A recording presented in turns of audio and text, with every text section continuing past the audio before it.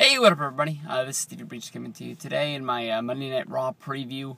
I talked a lot about Brock Lesnar being the WWE champion of WWE and basically just saying that I don't like the fact that he's not around.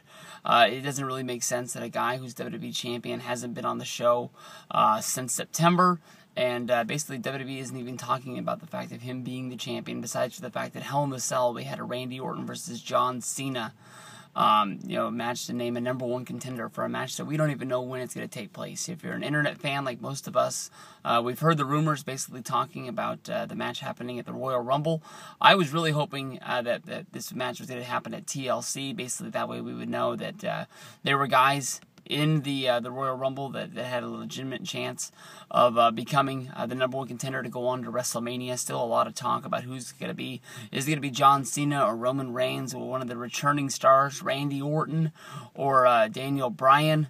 Will they come back from their injuries? One of them's fake, one of them's real, and be the new #1 guy going into WrestleMania in the main event to take on Brock Lesnar to go after the championship. Lots of talk about Brock Lesnar's contract coming up with WWE, and after WrestleMania 31, he will be a free agent to go wherever he needs to go. Lots of talk about him going back to UFC, basically Dana White coming out saying that he's very, very interested in the fact that he wants them to be there. WWE, we have to see basically how this is going to happen, basically with the WWE Network and no longer having pay-per-view buys. Are they even able to make an offer to Brock Lesnar that will compete against UFC? And then the wild card out there is basically that Spike's Viacom company would bring Brock Lesnar into Bellator to bring big numbers. They were able to put on a great. They don't have pay-per-views because they're held on regular cable on Saturday nights, but they are basically almost pay-per-views. They went right up against the UFC show last weekend. Tito Ortiz against Stephen Belfort.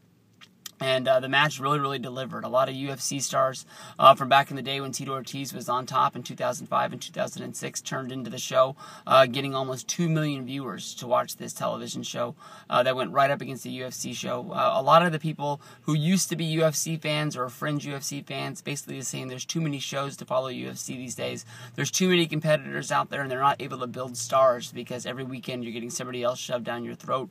Honestly, in my mind, there's a handful of guys in UFC that I know that are going to draw my eyes onto the product, and one of them is Conor McGregor. Anytime that guy fights, no matter where it's going to be, I know I'm going to be watching, and there's a few other guys that out there that I like their style of fighting that I'll go out of my way to see, and there's some guys that I know that if they're in the ring, I want to stay 100% away from that because they bored the shit out of me with their style of fighting. But UFC is always a fun buy, but Bellator being on free television with Spike is always one way to go, and basically they want to be an alternative to UFC, and they want to bring viewers in because MMA brings big ad revenue dollars. Unlike professional wrestling, it has looked like a real sport, so they get legitimate companies to sponsor the shows, whether if it's soda companies or beer companies.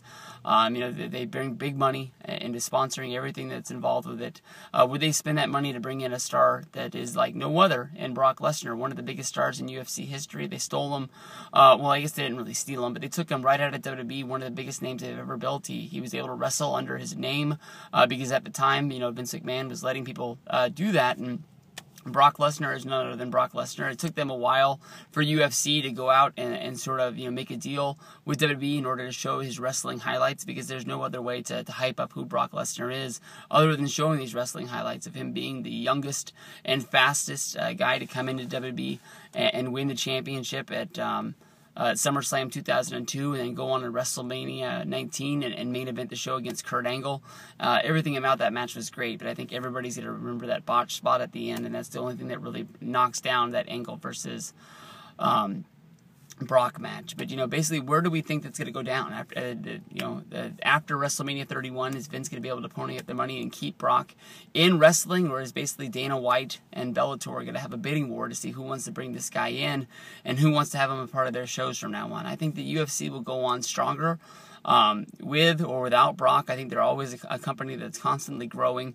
Brock Lesnar is a star from the past, and there are a few dream fights that you could give this guy going up against Alex Overeem, the last guy who defeated Brock Lesnar, which was a hell of a story after it was all done, after him, failing the drug test, after Brock Lesnar had already retired and, signed with WWE. Maybe he would have had, second thoughts if he would have known that the guy who beat him was the guy that was, on the I guess you can say, on the roids, and basically was cheating the system in it to get there. I think there's always a little bit of cheating in UFC, sort of just like it is with professional wrestling. Guys know when the tests are coming, how to take their cycles, and what to do, and things like that. But this guy was busted, and he beat Brock, and Brock, thought he was beat so bad that he retired, and that's when he signed and he went to WWE. And Brock has a history of playing one against the other. Basically, when he signed with UFC, he went through his career there. He came and he joined WWE, and it wasn't long after his first fight, after Extreme Rules, that he showed up at a UFC show trying to talk to Dana White about signing a contract and coming back to UFC, playing the WWE contract against it. Dana White was smart, knowing that he didn't want to fight against Vince McMahon. Just basically said, you come and tell me when you're done with professional wrestling, and then if you want to fight in MMA, you'll have a job here, and see where they go from there. But I don't know. It sort of makes WrestleMania 31 look like a lame duck show. Everybody knowing that Brock Lesnar is going to be coming into WrestleMania and he's going to be a free agent the next day. So WWE's not going to want to keep the title on him. So it doesn't matter who goes up against him.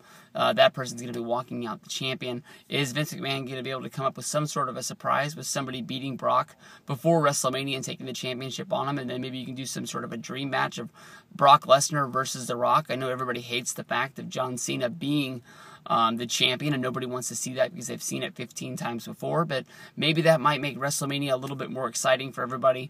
WrestleMania, and when it comes down to it, the people that are going to it normally always love it, and the people that are sitting at home watching on the WWE Network always find a way to complain about it, and always complain about why they're not spending their money and why they don't go to the shows. And I don't know. I'm going to WrestleMania. I know I'm going to have a ton of fun, but I just want to know, is Brock Lesnar staying with WWE? Is he going to UFC? Is he going to Bellator? What's going down?